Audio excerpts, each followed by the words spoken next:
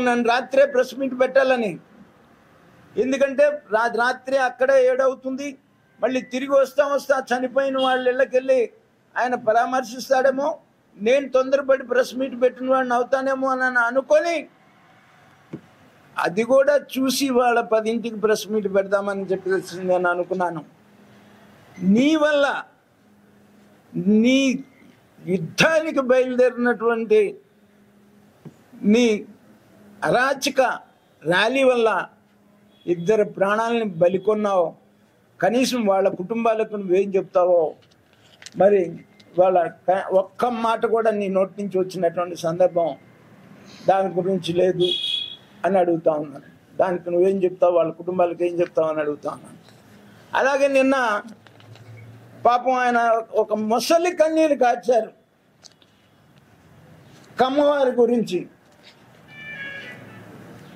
పాపం కొంతమంది కమ్మవారు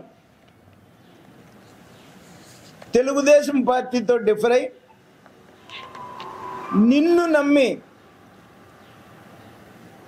నీతో కలిసి ప్రయాణం చేద్దామని చెప్పేసి నీ దగ్గరికి వస్తే వాళ్ళని నువ్వు ఆ రోజున ఎలా వాడుకున్నావు? వాళ్ళందరి చేత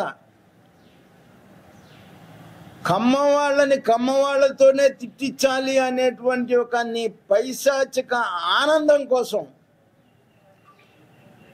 నీ సైకో